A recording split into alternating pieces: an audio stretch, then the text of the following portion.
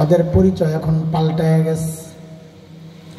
বলে নতুন পরিচয় একটু বলেন না। বলে আমি কি বলবো, আল্লাহকে জিজ্ঞেস করো না।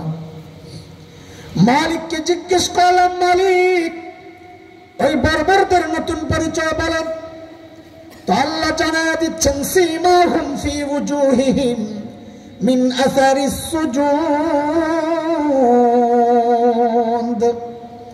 ওদের চেহারার মধ্যে সেজদার চিহ্ন পাইবা। বলে সেজদার চিহ্ন তো বাহির দিয়া, তার মানে বাহিরে ফিটফাট আবার ভেতরে সদর আটকিনা। আল্লাহ বলেন না না না, আমার নবীর সাহাবীরা বাহিরও এক নাম্বার, ভিতরেও এক নাম্বার। বলে ভেতরে এক নাম্বার বুঝবো কেমনে? আল্লাহ যেন বলেন, বান্দা তোমার বুঝার দরকার কি? তোমার বুঝার দরকার কি? দুনিয়ার তোমার পাশের মানুষ তো তোমার তাকওয়ার সাক্ষী দেয় না, বউ স্বীকার করে না জামাই মুত্তাকি। কথা বলেন না? হ্যাঁ, পিসাব করে জিজ্ঞেস, হুজুর আপনার বউ কি আপনার কাছে মুড়ি দিয়েছে? দেখবেন খেপা যাবো, এবার আর কিছু জিজ্ঞেস করার জিনিস পাস না, আসলে জব নাই। থাক অন্য পিসাব আর আগইব, আমারটাই শোনেন, আমারটা আমার কাছে মুড়ি হয় নাই, আশা করি জামাল বাইরটা হয় নাই। কাপড়া করে চিনি কোন মার কাপির এক পিসাব তো খুব মুসিবত, বেচারা ঘরে গেলেই বউ খালি শেষে। একদিন গেছে, আরে বউ দিছে এক চিৎকার, আরে আল্লাহ পিসাবটা, আরে সুবহানাল্লাহ কি হইছে? এমন ভাবে আল্লাহ কইলা মনে হয় যেন জিন্দেগিতে কিছু দিতেই নাই। হ্যাঁ দিয়েছেন আর কি। আজকে এক দৃশ্য দেখে আমার কলিজা জ্বলে গেছে। কি দৃশ্য দেখছো? আজকে দেখছি আমাদের বাড়ির সামনে দিয়া এক পীর সাহেব উইরা উইরা যায়। আমারে কোথায় কোন পীর মিলাই, ওটা তো ল্যাংরাইয়া ল্যাংরাইয়া। তো পীর সাহেব বলে, আরে পোড়া কপাল, আগে মনে করছিলাম তোর দিল নষ্ট, এখন দিয়ে চোখটিও নষ্ট। কেন? দেখো নাই ওই যে উইরা গেছে, আমি ছিলাম, আমি না উইরা গেছে। এখন বউ কি বলে, আরে তাই তো বলি ডানা একটা ভাঙ্গা কেন? বউ স্বীকার করে না তুমি মুত্তাকি, কাছের মানুষ স্বীকার করে না তুমি মুত্তাকি। আর আল্লাহ বলেন কি, আল্লাহু আকবার, আল্লাহর নবীর সাহাবীরা যে মুত্তাকি, কাছের মানুষরা তো বটেই, আল্লাহ নিজেও সাক্ষী দিয়েছেন। আল্লাহ নিজে সাক্ষী দিয়েছেন। কেমনি দিয়েছেন সাক্ষী? যিনি পড়ান, ক্লাসে যিনি পড়ান, মাদ্রাসাওয়ালারাই জবাব দেন, অন্যদের হালত তো আমাদের জানা নেই। ফাইনাল পরীক্ষা তিনিই নেন না, অন্য হুজুররা নেন, অন্যরা। স্কুলে তো একই অবস্থা, যে বোর্ডের পরীক্ষা কি যিনি পড়াইছেন উনি নিছেন বোর্ডের পরীক্ষা, না অন্য ওস্তাদ? তো আল্লাহ তাআলাও যেন এমনটাই বলেছেন, আমার নবীর সাহাবীদেরকে তাকওয়া পড়াইছেন, শিখাইছেন আমার নবী। তাকওয়া কে পড়াইছেন? ছাত্র, ওস্তাদ কে? নবী। আল্লাহ বলেন, পরীক্ষা কিন্তু নিছি আমি। সাহাবীদের তাকওয়ার পরীক্ষা কে নিছেন? জোরে কোন, কে নিছেন? আল্লাহ বলেন, পরীক্ষায় ওরা পাস। পরীক্ষায় 26 নম্বর পারার সূরাতুল হুজুরাত 3 নম্বর আয়াত, 14 নম্বর পৃষ্ঠা। আল্লাহ বলেন, ইন্নাল্লাযীনা ইয়াগুদ্দুনা আসওয়াতাহুম ইনদা রাসূলিল্লাহ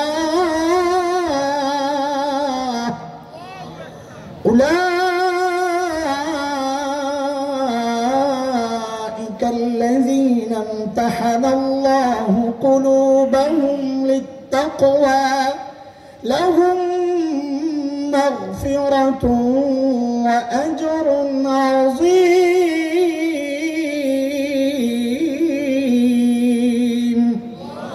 আল্লাহ বলেন, তাকওয়ার পরীক্ষা নিছে ওরা পাস। আল্লাহ কিছু গুনাহ টুনা করছে যে আমরা ইতিহাস থেকে পাইছি। আল্লাহ জানেন একটা জমানা আইব, সাহাবীদের দোষ তালাশ করবে, একটা শ্রেণী আসবে। তা আল্লাহ বলেন কি, দোষ করছে তোর করে নাই, করলে আমারটা করছে, হক নষ্ট করছে আমার, তোরটা করে নাই। আমি জানাইয়া দিচ্ছি, ওদের দিল যেহেতু ঠিক আছে, লাহুম মাগফিরা, ভুল টুল যা করছে আমি আল্লাহ মাফ করে দিলাম।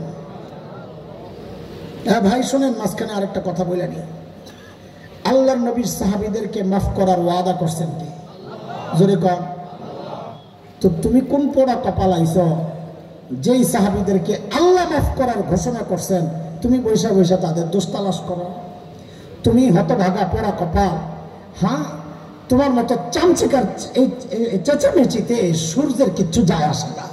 কথা বলেন না, কবি বলেছে না, ফালাউমুল খুফাশি লা ইয়াদুররু শামস ওয়াউল কালবি লা ইউযলিমুল বাদার।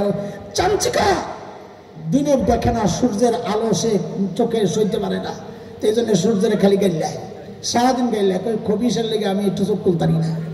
তো চামচিকার এই চিল্লা চিল্লিতে সূর্যের কিছু যায় আসে? বলেন বলেন, যায় আসে? হ্যাঁ, কুত্তার ওই চাঁদনি রাত, হ্যাঁ কুত্তামি করতে একটু অন্ধকার দরকার। এই চাঁদনি রাত পাইলে কুত্তা ঘেউ ঘেউ করে। তো কুত্তার ঘেউ ঘেউ চাঁদনি রাতের কিচ্ছু যায় আসে? চাঁদের কিছু যায় আসে? পূর্ণিমার কিচ্ছু যায় আসে? আল্লাহর নবীর সাহাবীরা তারাই চন্দ্র তুল্য, সূর্য তুল্য। তোমার মতন কুত্তাদের ঘেউ ঘেউ থেকে সাহাবীদের কিচ্ছু যায় আসে না। পড়া খবর তুই নিজেই ধ্বংস হয়ে যাবে।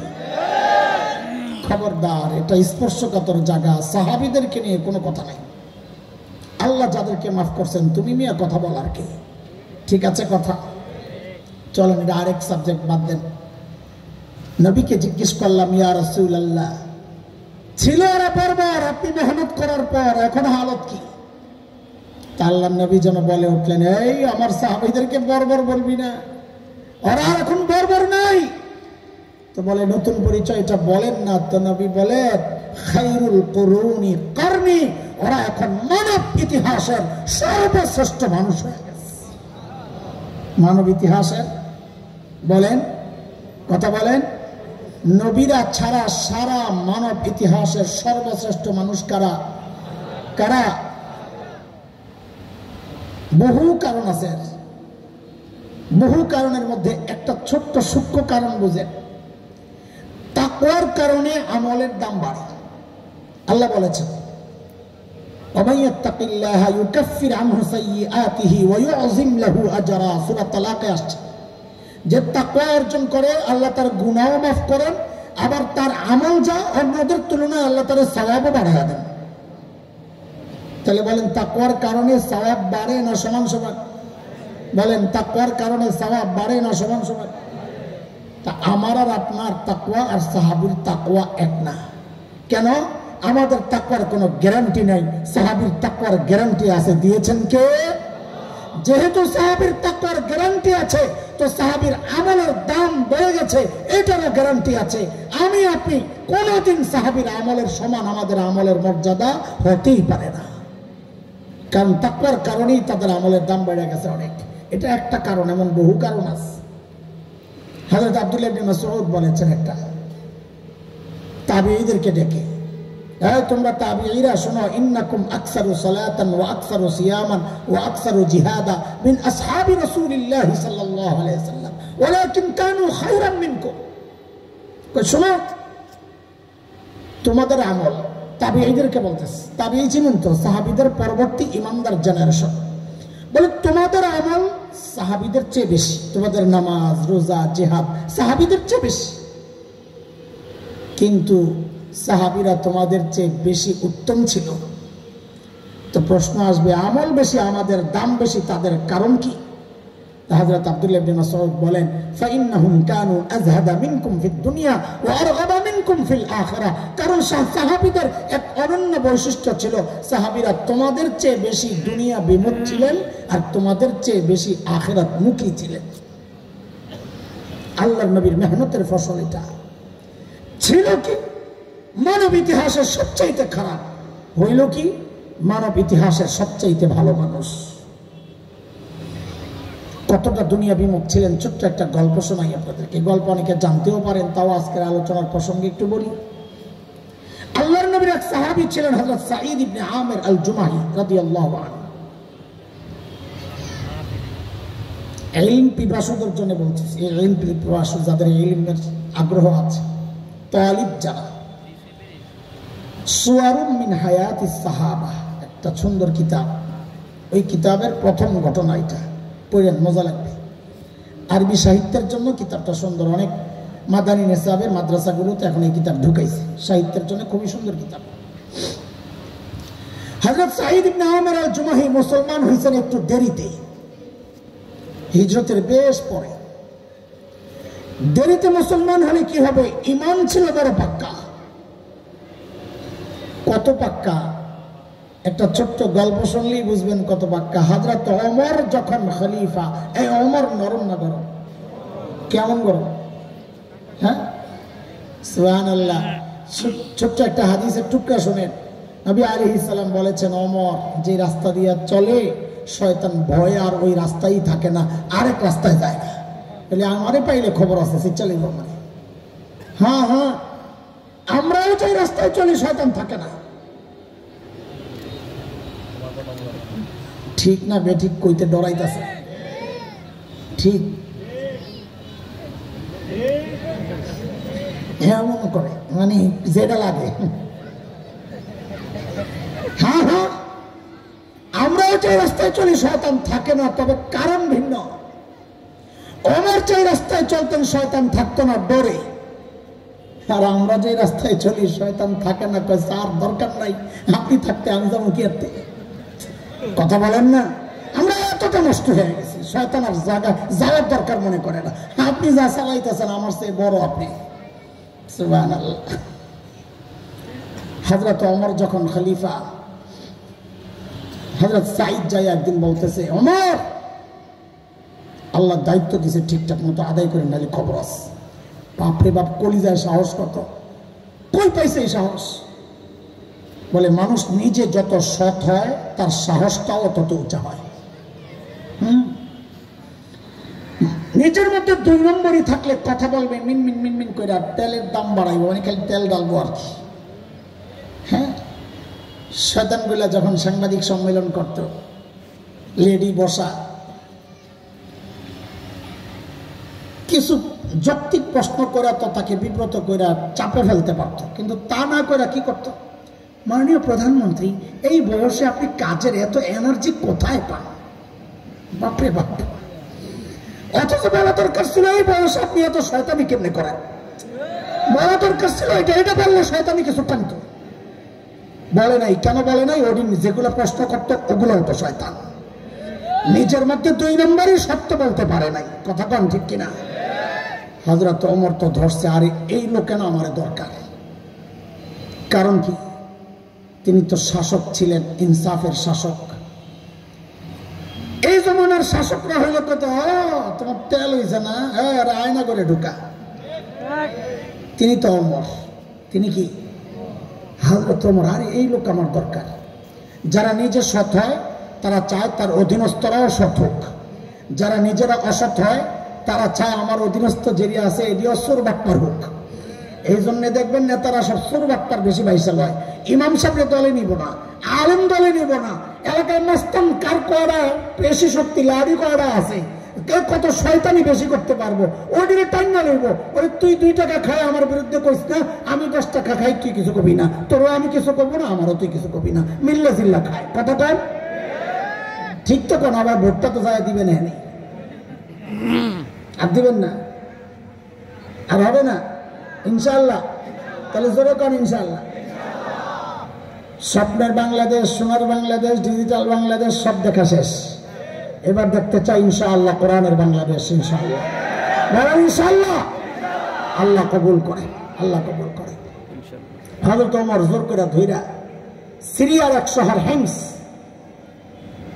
হিমসের গভর্নর বানায়া পাঠায় দিয়েছেন, যাও কাম করো ভাই, তোমারই আমার দরকার। কারণ হিম ছিল এক বিশৃঙ্খল এলাকা, খালি অভিযোগ আসে।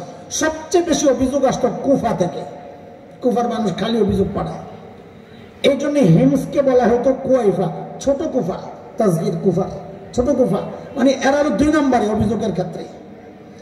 তো এক দল আসছে হিমস থেকে। দেখেন একটা কথা একটু বুঝলাম, নাইলে সামনের কথা মজা লাগবে না। দুনিয়ার নিয়ম হচ্ছে যে এলাকার মানুষ যত ধনী হয় ওই এলাকার জনপ্রতিনিধি যারা তারাও ওইরকম ধনী হয়। এলাকার প্রভাব।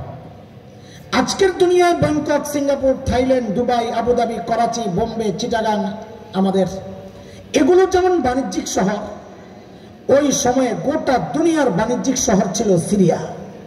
কোথায়? এইবার একটু বুঝে শুনে আপনারা জবাব দেন তো, সেই সিরিয়ার শহর হিমসের গভর্নর ধনী হওয়ার কথা না গরিব হওয়ার? কেমন ধনী? ছোট মোটো সময়ের সেরা ধনী বলেন। এখন যদি আপনাদেরকে বলি সিঙ্গাপুরের প্রধান, তা আপনারা কি মনে করবেন? মোটামুটি ধনী। দুবাইয়ের আমির আইছে, তো কি মনে করবেন? মোটামুটি ধনী আইছে। ব্রুনাইয়ের প্রেসিডেন্ট আইছে, তো কি মনে করবেন? ছোটখাটো ধনী। কথা কম না বড় ধনী? কত বড়? সময়ের সেরা। বলেন কি? কাজেই হিমসের গভর্নর কি হওয়ার কথা? সময়ের। তো শোনেন কেমন সেরা। আল্লাহ নবীর সাহাবী, আল্লাহ কি বানাইছেন আল্লাহ নবী তাদেরকে পড়াইয়া। আল্লাহু আকবার। হিমস থেকে দল আসছে হযরত ওমরের সাথে সাক্ষাৎ করার জন্য। অর্থনৈতিক মন্দা চলতেছে, কিছু চাইবো আর কি। হযরত ওমর বললেন, একটা কাজ করো, তোমরা হিমসের গরিবদের একটা লিস্ট দাও আমারে, আমি রাষ্ট্রীয় কোষাগার থেকে ওদের জন্য কিছু বরাদ্দ দিয়ে দিই। হিমসের লোকেরা সুযোগ পাইছে, পাইয়া লিস্ট একটা পাঠাইছে লম্বা। আল্লাহ, হযরত ওমর লিস্টটা হাতে নিয়ে অবাক হইয়া তাকায় আছেন, এই কি কাহিনী? কেন? দেখেন যে ওই লিস্টের শুরুর দিকেই হিমসের গভর্নর সাঈদ ইবনে আমের আল জুমাহির নাম। এটা কি আপনাদের কাছে খুব স্বাভাবিক কিছু মনে হইতেছে? তো সুবহানাল্লাহ কি বাড়ির যায় পড়বেন? অবাক করা বিষয় হলে কি বলতে হয়? কি বলতে হয়? তা আপনারা কি নিয়ত করছেন আজকে সব সুবহানাল্লাহ একবারে বাড়ির যায় পড়বেন? তো মাঝে মাঝে এখানে কিছু পড়লে নাহলে তো সাব বাইরা যাবে বাড়িতে যাইয়া, একবারে বাড়ি বসে আসে। আল্লাহ। সাইয়েদনা ওমর জানতে চাইলেন, আমিরুকুম ফাকিরুকুম, কি ব্যাপার তোমাদের গভর্নর বুঝি গরিব মানুষ? হিমসের লোকেরা জবাব দিলেন, বালা আমিরুনা আফকারুনা, আমাদের গভর্নর শুধু গরিব না, হিমসের মধ্যে সবচাইতে গরিব। এইটাও কি সম্ভব? আল্লাহ। আল্লাহ নবীর ছাত্র, আল্লাহ নবীর ছাত্র হযরত ওমর এই কথা শুই না এত খুশি হয়েছেন। এমনি তো সাঈদের উপর আগের থেকে খুশি, এইবারে এত খুশি হয়েছেন, সাথে সাথে 1000 স্বর্ণ মুদ্রা প্যাকেট করে দূত মারফত পাঠিয়ে দিয়েছেন, যাও আমার পক্ষ থেকে আমার সাঈদকে হাদিয়া দিয়ে আসো। কত? 1000 স্বর্ণ মুদ্রা কত হইব? কয়েক হাজার টাকা হইব, ঠিক না? কত? কয়েক লাখ? ভাই বেড়া কয়েকশো কোটি আন্দাজি কয়ে লেব খেলি। ওই যখন 1,70,80 ছিল সোনার বড়ি, তখন হিসাব করে দেখছিলাম প্রায় 5 কোটি টাকা। এখন তো আরো বাড়ছে। পোলাপাইন বিয়া দেরি কর, আরো ভালো করে দেরি কর, সামনে আর বিয়া করার সময় সোনা দাম লাগবে না, যেমন দাম বাড়তেছে। হ্যাঁ দেরি কর ভালো করে, বউয়ের কপাল মারতেছে। 5 কোটি টাকার কাছাকাছি। এই বিশাল অঙ্কের হাদিয়া যখন হযরত সাঈদের হাতে, প্যাকেট খুলে যখন দেখলেন তার জন্য বরাদ্দ, কি করলেন তিনি? সাথে সাথে এই প্যাকেটটাকে ছুঁড়ে মেরে চিৎকার দিয়ে বলে উঠলেন, ইন্না লিল্লাহি ওয়া ইন্না ইলাইহি রাজিউন। কি পড়ছেন? হ্যাঁ বলেন কি পড়ছেন? হাদিয়া পাইলে ইন্না লিল্লাহি পড়ে না আলহামদুলিল্লাহ? আপনারা কি ভাবতেন জানি না, আমার ইমানের যে হালত, এমন একটা পোটলা যদি পাইতাম রে ভাই, সুবহানাল্লাহি ওয়া বিহামদি, ভিতরে যাইয়া জামাতের সাথে আলহামদুলিল্লাহ পড়তাম। জামাতের সাথে মানে বউরে লগে লইতাম, পোলা পাইন্ডে লইতাম, সবাই মিললে আলহামদুলিল্লাহ পড়ো। আরে বিশ্বাস না হলে দিয়া দেখেন না। আল্লাহ, আল্লাহ নবীর সাহাবী কি করছেন? আরে কথা কন না। বউ এমন ভয় পাইছে ইন্না লিল্লাহ বলার ধরন দেখা, মনে করছেন কি মদিনা থেকে দূত আসছে, আল্লাহ জানে কোন দুঃসংবাদ নিয়ে আইছে, যেমনি ইন্না লিল্লাহ পড়ছে।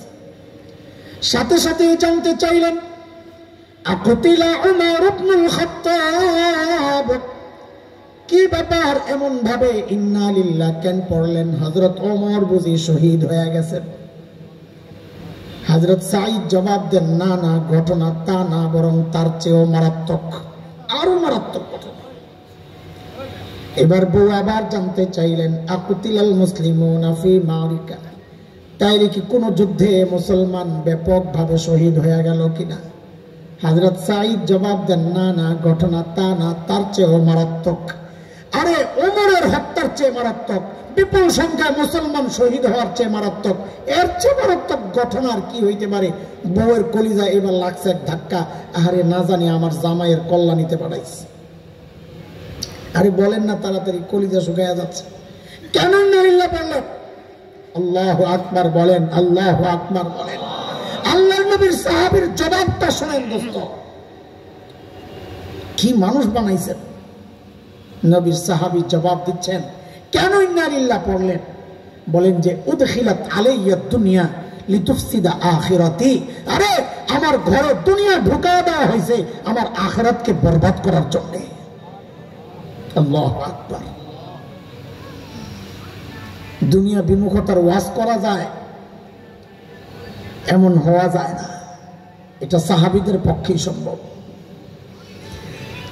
সাথে সাথে বিবিকে বললেন, আমি চাই মদিনার দূত আমার ঘরে থাকতে থাকতে এই 1000 স্বর্ণ মুদ্রা তুমি হিমসের গরিবদের মধ্যে বিলাইয়া দিয়া দিবা। কি বুঝলেন ভাই? কি বুঝলেন? শাসক যদি নেককার হয়, দিনদার হয়, ইমানদার হয়, নিজের বরাদ্দের টাকাটা জনগণকে দিয়ে দেয়। আর শাসক যদি 2 নম্বর হয়, দুর্নীতিবাজ হয়, সন্ত্রাসী লুটেরা হয়, তো জনগণের রাস্তার টাকা মাইরা, জনগণের বরাদ্দের টাকা মাইরা বিদেশ যায় বাড়ি বানায়। কথা বলেন, কথা বলেন। এরপরে তো ভোট নেই। আমার খোসা দেওয়া দেবই, না করলে কি বুঝান? এখানে যেমনি ঠিক কর, এই ঠিক যদি ভোট কেন্দ্রে যায় কইতেন তো হুজুররা পাস করতো। এটাও ঠিক না, এটাও ঠিক। আপনাকে ঠিক খালি মাহফিলে ভোট কেন্দ্রে গেলে বুঝলে যান হুজুররা কেমনে দেশ চালাইবে। মমতাজ চালাইতে পারবো, হুজুররা চালাইতে পারবো না। এত বড় মুহাদ্দিস না, সিয়াজি তার মুহাদ্দিস তো সব মূর্খ, বাংলা রিডিং করতে পারে না। মাননীয় প্রধানমন্ত্রী, এই ভিডিও বানাইছে এমপি। ওরে তোমার কাছে মনে হয় পারবো, হুজুররা পারবো না। হুজুররা কেমনে দেশ চালাইবো? হুজুররা 4 দেয়ালের ভিতরে মানুষ তো। আল্লাহ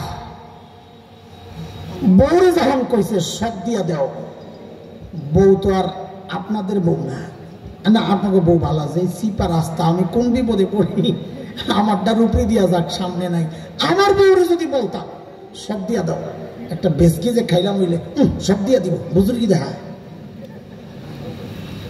বেশি পিড়াপিড়ি করলে বলতো 2 ভাগ করেন, অর্ধেক আমার, অর্ধেক আপনার। আমারটা থাক, ঘরে কত কিছু লাগবে, আপনারটা আল্লাহর রাস্তায় দিয়া দেন, অনেক সওয়াব হবে।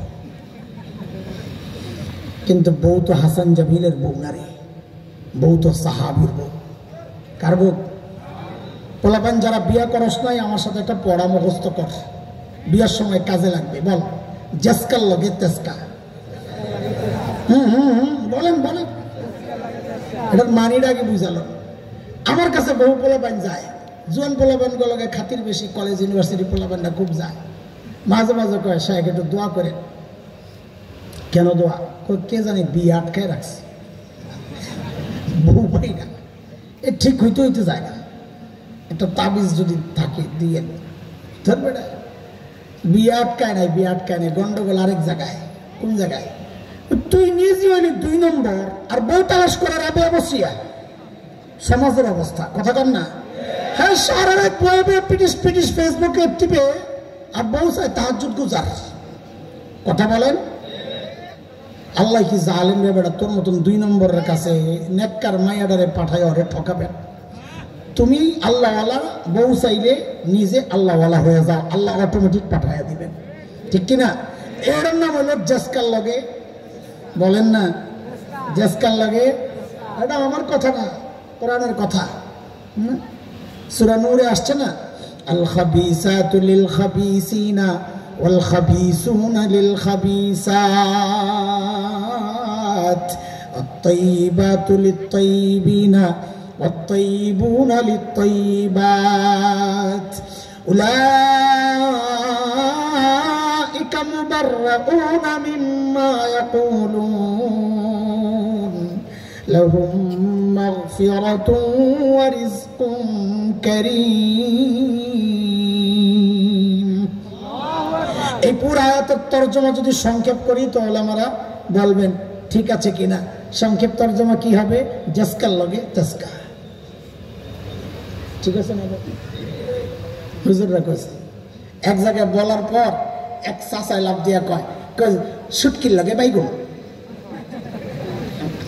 ঠিক আছে।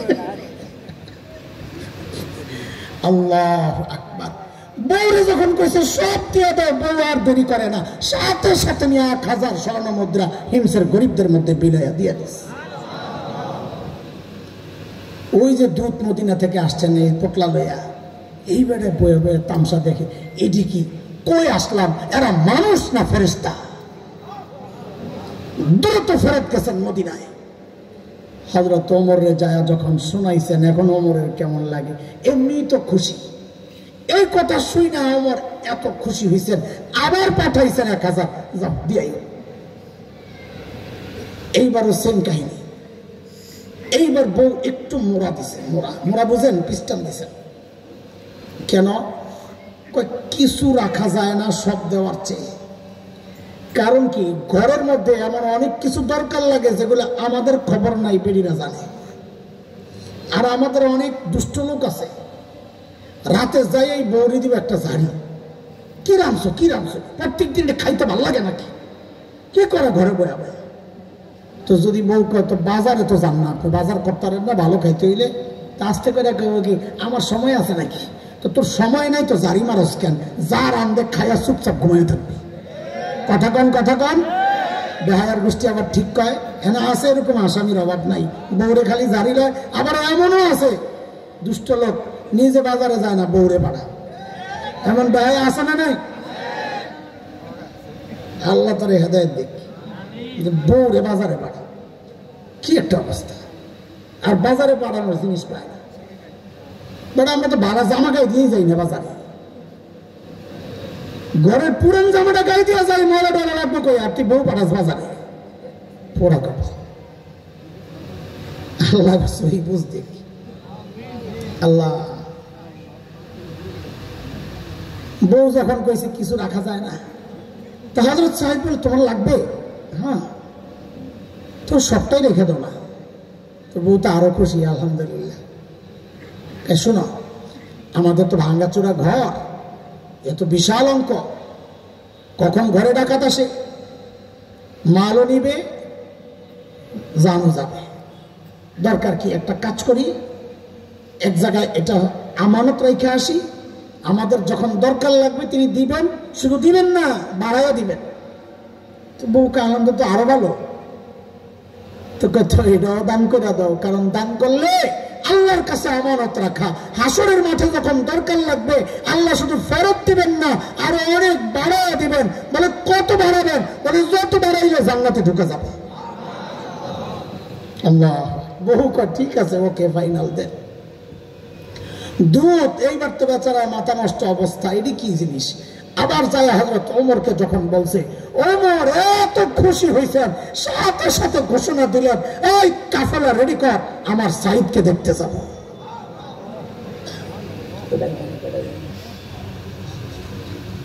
আল্লাহ, ঠিক আছে। হযরত ওমর যখন হিমসে ঢুকতেছে, গোটা হিম যেন ভেঙে পড়ে, চারদিক থেকে 1000 মানুষ ছুটে ছুটে আসতেছে। কেন? মদিনা থেকে আমাদের আমিরুল মুমিনিন আসতেছেন এক নজর দেখার জন্য। আল্লাহ। হযরত ওমর বসা, পাশে সাঈদ ইবনে আমের, সামনে 1000 মানুষ। হযরত ওমর চিন্তা করলেন, সাঈদকে আমি তো ভালো জানি, জনগণ কি বলে একটু পরীক্ষা করি। জিজ্ঞেস করলেন, এই হিমসার মানুষ, তোমাদের গভর্নরের বিরুদ্ধে কারো কোনো অভিযোগ আছে? থাকলে দাঁড়াও। বাপরে বাপ, সুবহানাল্লাহ। এই জামানায় যদি পাকিস্তানে কোনো এলাকায় যাইয়া নেতারা জিজ্ঞেস করতো, আপনাদের এলাকার নেতার বিরুদ্ধে কারো কোনো অভিযোগ আছে? কোন জায়গায়? বাংলাদেশ না। আপনাদের নেতার বিরুদ্ধে কোনো অভিযোগ আছে? তো পাবলিক মাথা নিচের দিকে দিয়ে বলতো কি, অভিযোগ তো আছে, এখন দাঁড়াবো না, দাঁড়াইলে সকালে আবার শুয়া পড়ন লাগবে। কোন জায়গার কথা কইতেছে? কোন জায়গায়? পাকিস্তানে। পাকিস্তান। তোমরা খুব ভালো মানুষ, মাশাআল্লাহ। আল্লাহ হযরত সাঈদের বিরুদ্ধে অভিযোগকারী দাঁড়ায় গেছে 4 জন। কয়জন? হায় কি মারাত্মক মারাত্মক অভিযোগ। আমি আর ওদিকে যাব না, কারণ নোটিশ আসছে, নোটিশ সিস্টেম তো আছে। শুধু জানতে চাই আপনাদের কাছে, শেষ কথা, এই যে মানুষগুলোর এই যে পরিবর্তনটা কিসের ছোঁয়ায় বলেন? কিসের ছোঁয়ায়? জোরে কন, তাড়াতাড়ি কন, তাড়াতাড়ি কন, ফিনিশিং এ যাইতে হবে। কিসের ছোঁয়ায়? সেই কোরআন তো আল্লাহ তাআলা আসমানে উঠায় নিছেন, তাই না? আছে নাকি? ও পুরান হয়ে গেছে, পাওয়ার কমে গেছে। তো যেই কোরআন ধরে, যেই সুন্নাহ ধরে, ওই বর্বর আরবরা মানব ইতিহাসের সর্বশ্রেষ্ঠ মানুষ হয়েছে। ওই কোরআন ধরে আমার আপনার সন্তান তো সর্বশ্রেষ্ঠ মানুষ হইতে পারবে না। কথা বলেন না, পারবে না? পারবে না? কে কে বিশ্বাস করেন পারবে? দেখি হাত ওঠা। ঠিক আছে, হাত নামান। হাত তো উঠাইছেন, ভালো কথা। তা আপনারা কি আপনাদের সন্তানদের সর্বশ্রেষ্ঠ বানাইতে চান না? না চান? কে কে চান দেখি তো? সবাই চান? হায় হায়, তাইলে তো মিথ্যা কথা বলতেছেন কিছু। হাত নামান। 2টা জায়গায় হাত উঠাইছেন, খেয়াল করেন। একবার বললেন কোরআন মানুষকে সর্বশ্রেষ্ঠ বানায়, আবার বললেন সন্তানকে সর্বশ্রেষ্ঠ আপনি বানাইতে চান। আপনার এই 2 কথা তো মিলল না। যদি সন্তানকে সর্বশ্রেষ্ঠ বানাতে চাইতেন, এই কথায় যদি আপনি সত্যবাদী হইতেন, তা আপনি আগেই তো বললেন সর্বশ্রেষ্ঠ কোরআন বানায়, তো সন্তানকে সর্বশ্রেষ্ঠ বানাইতে আপনি আর কোন জায়গায় পাঠাইলেন? আপনার তো পাঠানোর কথা ছিল আমাদের এই মাদ্রাসাগুলোতে। কাজ যা করছেন ঠকছেন, এটা মাথায় রেখে। আমরা যারা মাদ্রাসায় পড়েছি, আমরা নিজেরাও ঠকি নাই, আমাদের বাবা মাও ঠকেন নাই। সময় কম, আমি এই বিষয়ের কথা বলছি না। শেষ একটা আরজি পেশ করতেছি। আল্লাহর রাস্তে সন্তানকে আর যাই শিখান না কেন, আল্লাহর রাস্তে নিজের ঈমান বাঁচানোর জন্য যতটুকু ইলম দরকার ততটুকু ইলম সন্তানকে শিখায়া যায়। এটা বাবা মা হিসাবে আপনাদের জিম্মাদারি। আল্লাহ তাআলা আমাদের সবার সন্তান, সবাই আমরা কোরআন ওয়ালা যেন আল্লাহ বানায় দেন, সুন্নাহ ওয়ালা বানায় দেন। আল্লাহ তাআলা নববী শিক্ষার শিক্ষিত বানায় দেন, যে শিক্ষা পাইলে মানুষ সর্বশ্রেষ্ঠ হয়ে যায়। আমিন ওয়া আখিরু দাওয়ানা আলহামদুলিল্লাহি রাব্বিল আলামিন।